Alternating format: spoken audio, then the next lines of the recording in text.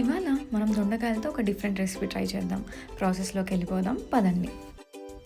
ముందుగా ప్యాన్‌లో కొన్ని నువ్వులు, అలానే కొన్ని ధనియాలు వేసుకొని వీటిని డ్రై రోస్ట్ చేసుకోవాలి. లైట్ గోల్డెన్ కలర్ వచ్చేంత వరకు బాగా ఫ్రై చేసుకోండి.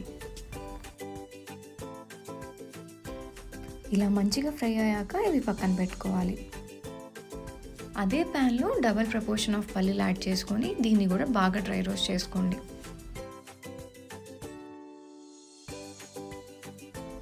పల్లీలు ఇలా ఫ్రై అయిపోయాక పొట్టు తీసి పక్కన పెట్టుకోండి. ఇందాక నువ్వులు అండ్ ధనియాలు డ్రై రోస్ట్ చేసాం కదా, దాంతోపాటు పల్లీలు కూడా పౌడర్ చేసుకోండి.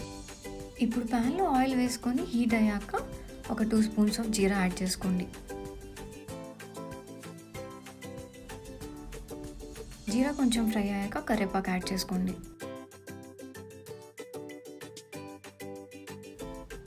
ఇప్పుడు ఎండుమిర్చి యాడ్ చేసుకొని వీటన్నిటిని ఒకసారి బాగా ఫ్రై చేసుకోండి.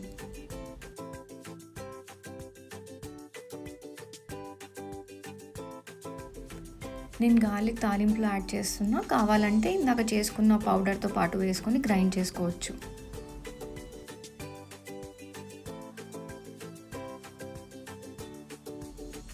ఇవన్నీ బాగా ఫ్రై అయ్యాక ఇలా పొడుగ్గా కట్ చేసి పెట్టుకున్న దొండకాయల్ని యాడ్ చేసుకోండి.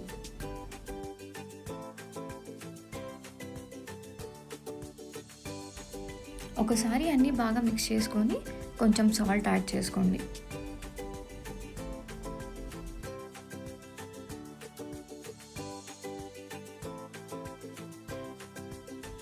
ఇప్పుడు మూత పెట్టేసి దొండకాయల్ని 15 to 20 మినిట్స్ పాటైనా మగ్గనివ్వాలి.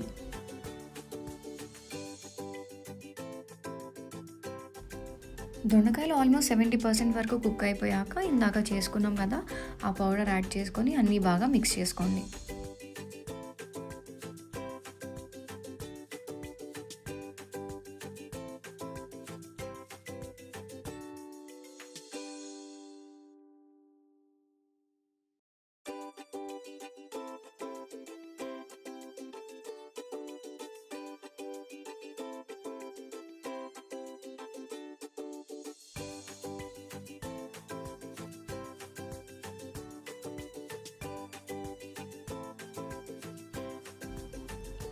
ఆ పౌడర్ అంతా బాగా మిక్స్ అయిపోయాక కొంచెం కారం, అలానే కొంచెం గరం మసాలా కూడా యాడ్ చేసుకొని ఇంకోసారి మిక్స్ చేసుకోండి.